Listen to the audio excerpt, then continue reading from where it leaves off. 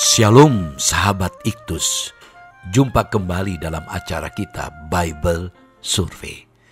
Sahabat, pada perjumpaan kita kali ini, saya mengajak sahabat untuk mengamati sejenak Bilangan pasal 11. Tema yang saya bagikan adalah jangan batasi kuasa Tuhan.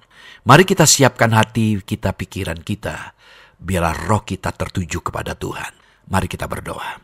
Bapa kami dalam sorga, sungguh kami bersyukur buat kesempatan yang boleh kau berikan bagi kami untuk kembali belajar dari firman-Mu. Tuhan, kau ambil bagian dalam waktu kami ini. Kami boleh memahami apa yang kau mau, supaya kami dengar dan kami lakukan. Mohon urapan Tuhan pakai hamba-Mu yang sangat terbatas ini. Dalam nama-Mu Tuhan Yesus kami berdoa. Haleluya. Amin. Puji Tuhan, sahabat yang saya kasih, jangan batasi kuasa Tuhan. Sahabat, hari ini kita akan belajar tentang kehidupan dan pelayanan Musa, di mana dia sudah sering melihat mujizat Tuhan waktu memimpin bangsa Israel keluar dari tanah Mesir. Namun dalam perjalanan menuju ke tanah perjanjian, sahabat, begitu banyak tantangan dan kesulitan. Nah, kita melihat bagaimana respon dan bagaimana reaksi beliau. Ya, saya katakan reaksi karena jemaat itu berontak, umat itu berontak. Nah, karena itu mari kita melihat sejenak Bilangan 11 ayat 14 sampai 15. Demikian firman Tuhan, aku seorang diri tidak dapat memikul tanggung jawab atas seluruh bangsa ini, sebab terlalu berat bagiku. Jika engkau berlaku demikian kepadaku, sebaiknya engkau membunuh aku saja, jika aku mendapat kasih karunia di matamu, supaya aku tidak harus melihat celakaku. Ini sebuah pergumulan yang dihadapi oleh Musa, sahabat. Jadi dia tidak tahan melihat umat yang dia pimpin. Dia tidak mampu lagi. Dia tidak mampu lagi untuk memikul tanggung jawab. Begitu berat bagi dia. Sehingga Musa minta izin, bunuhlah aku. Ya. Nah sahabat, ini sebuah pengalaman. Yang terburuk dari semuanya adalah Musa sungguh-sungguh berharap untuk mati saja. Karena tekanan dalam kepemimpinannya. Dan dia tidak melakukan bunuh diri. Dia ingin dibunuh seketika itu juga. Karena saat itu hidupnya sungguh tidak tenang. Bukan membunuh diri ya. Dia minta Tuhan ambil nyawanya. Inikah Musa itu, sahabat? Inikah orang yang paling lemah lembut dari semua manusia di bumi yang diungkapkan dalam Bilangan 12. Orang-orang yang paling baik sekalipun, sahabat, memiliki kelemahan-kelemahannya. Dan kadang-kadang gagal memakai anugerah yang justru membuat mereka terkenal. Namun demikian, sahabat, dengan penuh rahmat Allah, mengabaikan amarah Musa pada saat ini, dan karena itu kita tidak boleh terlalu keras dalam mencelah Musa karenanya, tapi harus berdoa, Tuhan janganlah membawa kami ke dalam pencobaan. Namun demikian, dengan penuh rahmat Allah mengabaikan amarah Musa pada saat ini. Dan karena itu kita tidak boleh terlalu keras dalam mencelah dia karenanya. Tapi harus berdoa, Tuhan janganlah membawa kami ke dalam pencobaan. Sahabat, Musa itu bersungut-sungut kepada Tuhan. Karena dia merasa bahwa tanggung jawabnya terlalu berat. Emosi dan keputusasaannya sudah mencapai puncaknya, sehingga Musa meminta Allah untuk membunuhnya. Respon Allah terhadap Musa sungguh-sungguh sangat mengejutkan. Allah tidak marah, Allah tidak murka. Sebaliknya 70 tua-tua diangkat untuk memikul tanggung jawab bersama Musa. Mengapa Allah tidak marah? Mengapa Allah tidak murka? Karena ada motivasi murni di balik sikap Musa yang ingin mengungkapkan kekesalannya, kejengkelannya terhadap pemberontakan Israel yang terus-menerus dan mengungkapkan kebutuhannya yang nyata-nyata, jadi bukan karena nafsu serakah. Itu sebabnya Musa marah, daripada begitu aku nggak kuat lagi memimpin. Sampai dia berkata, akukah inang pengasuh? Akukah harus memangku mereka memberikan makan? Dia protes kepada Allah. Daripada begitu mending ambil aja nyawaku. Nah, ketika kita melihat dari apa menjadi sikap Musa, kita ingat seorang nabi yang hebat juga, yaitu Nabi Elia. Dalam 1 Raja-Raja pasal 19 ayat 4, kita melihat Elia mengalami ancaman dari Isabel, di mana dia akan dibunuh. Rupanya ancaman itu memberikan pengaruh yang besar dalam dirinya. Si Elia adalah pribadi yang luar biasa yang dipakai Tuhan. Berbagai macam mujizat menyertai dia. Bahkan terakhir kita melihat dia mampu menaklukkan 400 Nabi Baal. Bahkan dia minta hujan datang. Ketika dia minta tidak turun hujan dan tidak turun hujan. Namun karena ancaman seorang istri raja bernama Isabel dan dia ingin mati saja, Tuhan ambil nyawanya. Nah, 1 Raja-Raja 19 ayat 4. Tetapi ia sendiri masuk ke padang gurun sehari perjalanan jauhnya. Lalu duduk di bawah sebuah pohon arar. Kemudian Elia ingin mati, katanya, cukuplah itu. Sekarang, ya Tuhan, ambillah nyawaku, sebab aku ini tidak lebih baik daripada nenek moyangku. Ini diungkapkan Nabi Elia dengan membandingkan dirinya tidak lebih baik daripada nenek moyangnya. Meski mengalami perasaan takut dan putus asa karena menantang arus di zamannya, Elia percaya bahwa Tuhan yang menentukan hidupnya, bukan Isabel. Nah, kepercayaannya Elia menyebabkan pemeliharaan Tuhan semakin nyata dalam hidupnya. Kalau kita membaca 1 Raja-Raja pasal yang ke-19 ayat 6-8. Bahkan Tuhan memberi kesempatan pada Elia untuk lebih mengenalnya secara utuh di Gunung Horeb. Oleh karena lelah dan perjalanannya, sahabat Elia menjadi lekas marah. Seperti anak-anak ketika sedang mengantuk dan rasanya ingin mati saja. Ia meminta diambil nyawanya. Demikian dalam tafsiran yang agak luas, supaya dia mati. Sebab kematian adalah kehidupan bagi orang baik. Kematian tubuh adalah kehidupan jiwa. Namun hal itu bukanlah alasan mengapa dia ingin mati.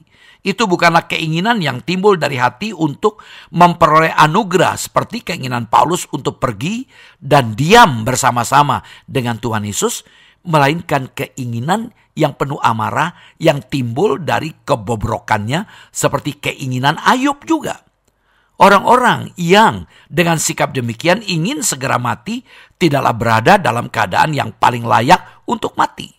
Isabel telah bersumpah untuk membuat Elia mati, dan karenanya Elia dalam kekesalan hatinya berdoa supaya mati saja, lari dari kematian menuju kematian. Namun dengan perbedaan berikut ini, dia ingin mati oleh tangan Tuhan yang belas kasihannya besar dan tidak jatuh ke dalam tangan manusia yang belas kasihannya kejam. Lebih baik ia mati di padang gurun daripada mati seperti para nabi Baal sesuai dengan ancaman Isabel, supaya jangan sampai para penyembah Baal akan bersorak-sorak penuh kemenangan dan menghujat Allah Israel yang mereka pikir kurang tangguh untuk melawan mereka seandainya mereka dapat menggilas pembelanya. Ia memohon, cukuplah itu. Aku sudah cukup berusaha dan cukup menderita. Aku sudah lelah hidup. Orang-orang yang telah memiliki jaminan kebahagiaan di dunia yang lain akan segera merasa cukup hidup di dunia ini. Elia mengemukakan alasan, sebab aku ini tidak lebih baik daripada nenek moyangku. Tidak lebih sanggup menanggung keletihan-keletihan itu. Dan karenanya, mengapakah aku harus dibebani dengannya lebih lama daripada mereka? Namun, inikah tuanku Elia? Adakah jiwa yang besar dan perkasa itu mengerut seperti ini? Allah membiarkan dia sendirian seperti itu untuk menunjukkan bahwa ketika dia berani dan kuat, maka ia kuat di dalam Tuhan dan di dalam kekuatan kuasanya. tetapi dari dirinya sendiri dia tidak lebih baik daripada nenek moyang atau saudaranya. Nah, sahabat, kita sudah belajar di sini. Musa ingin mati seperti juga Elia. Musa seorang beriman namun adalah manusia biasa seperti kita juga. Dan itu juga Elia. Tokoh-tokoh Alkitab hanyalah manusia biasa. Namun setelah mereka goncang, mereka bangkit kembali. Ini yang perlu kita pelajari. Kita bisa mengalami kelemahan.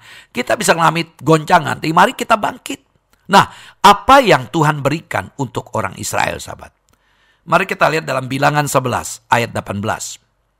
Bilangan 11 ayat 18. Tetapi kepada bangsa itu, haruslah kau katakan, kuduskanlah dirimu untuk besok.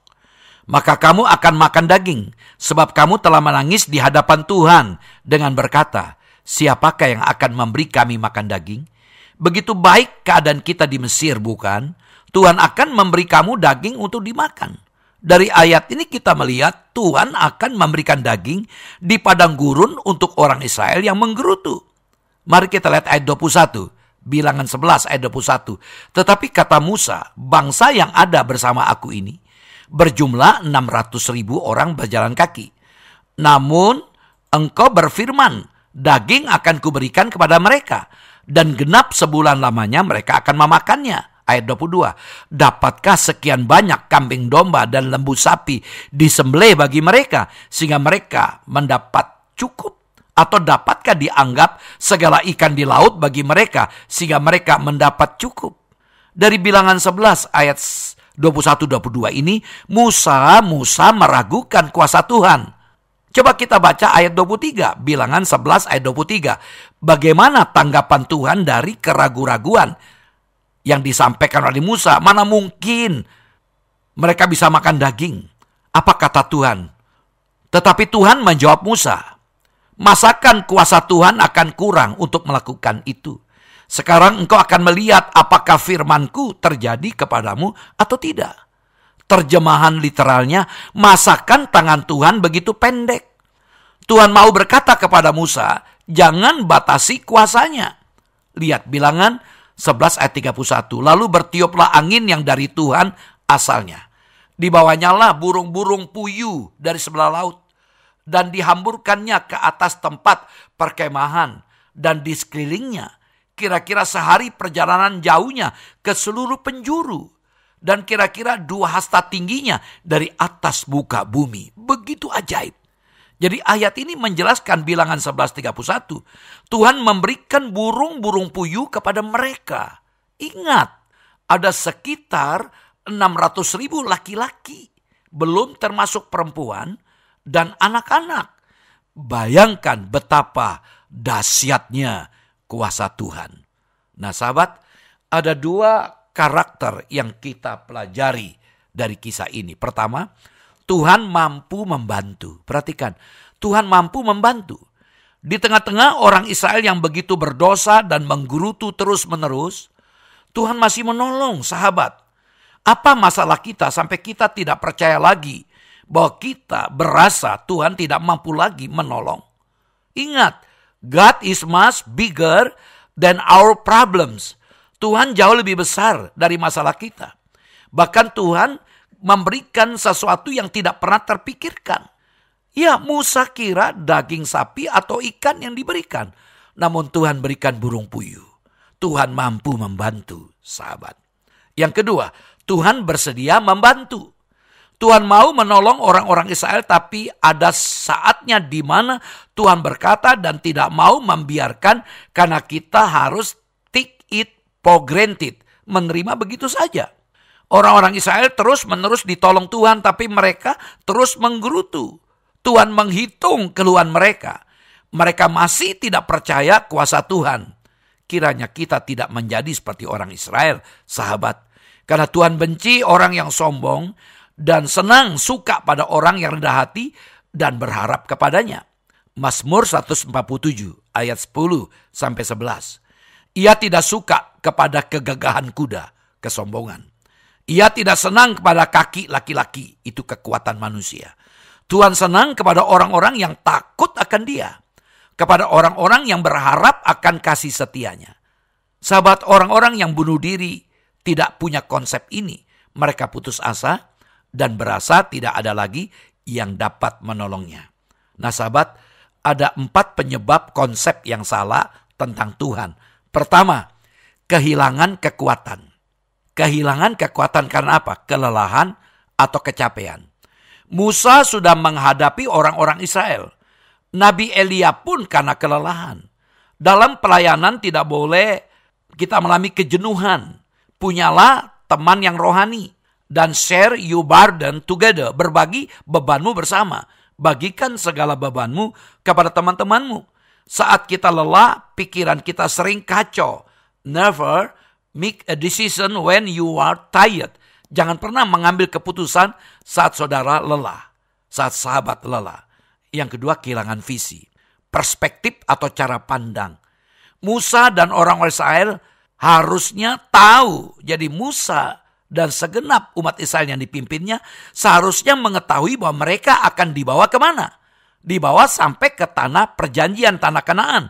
Sesuai dengan apa yang dijanjikan Tuhan. Namun mereka kehilangan perspektif, visi, goal, pencapaian dari perjalanan mereka keluar dari Mesir. Yang ketiga, kehilangan percaya diri, iman. Musa kehilangan iman dan tidak percaya kepada kuasa Tuhan. Musa ditegur dan akhirnya diperbarui imannya. Kita sering asal-asalan dengar khotbah dan baca firman, hanya asal-asalan. Sehingga tidak membuat kita percaya diri karena kita tidak percaya.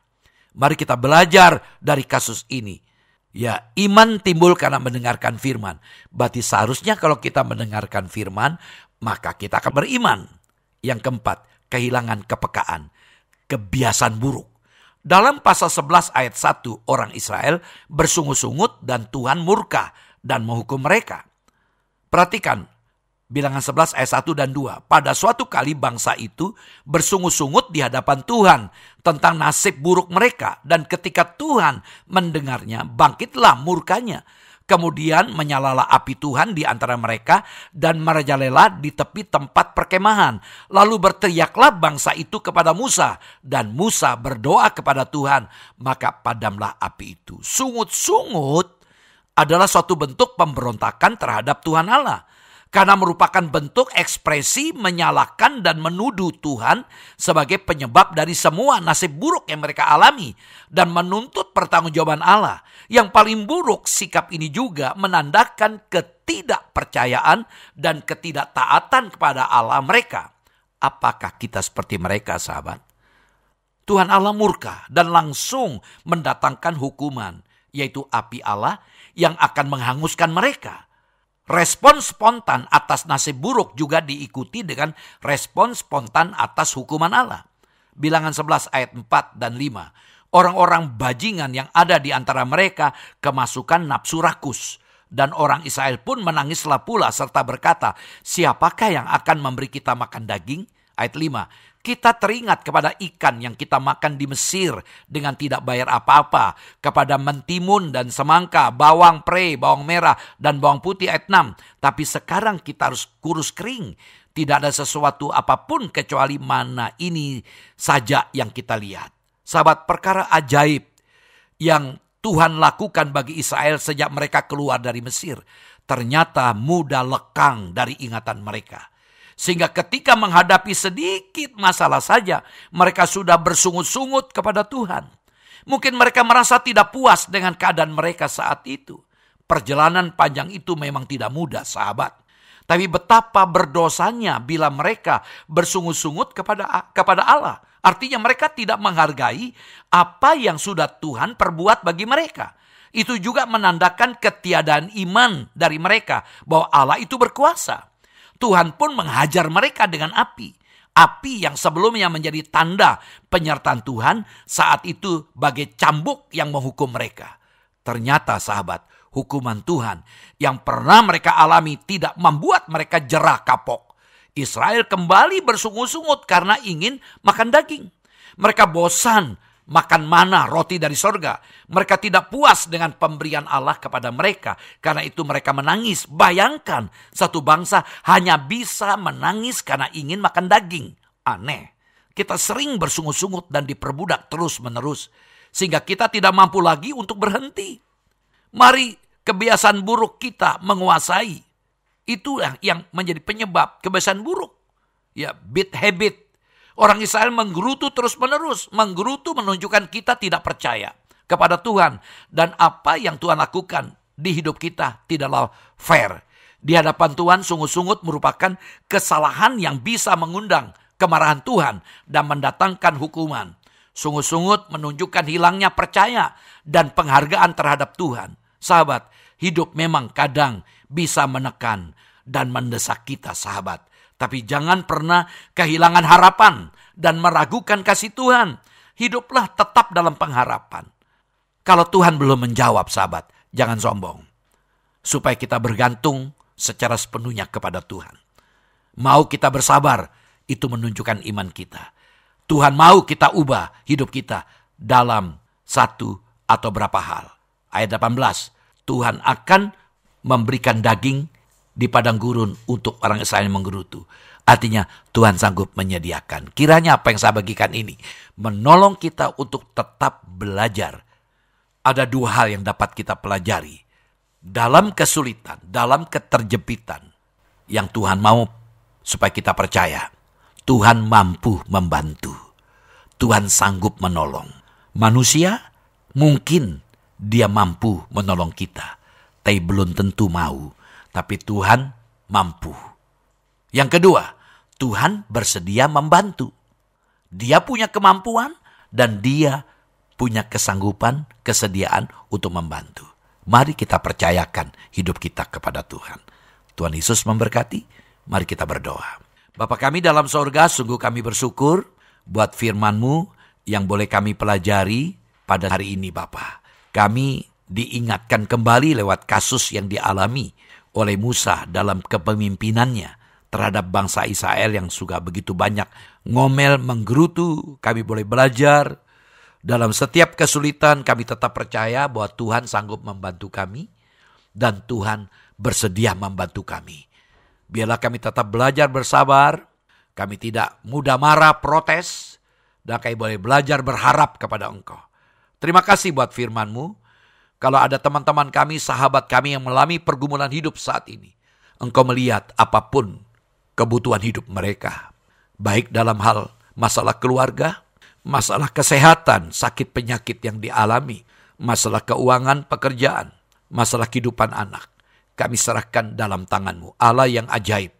Seperti Engkau sanggup menolong bangsa Israel, memberi makan daging kepada 600.000 laki-laki, belum perempuan, belum anak-anak.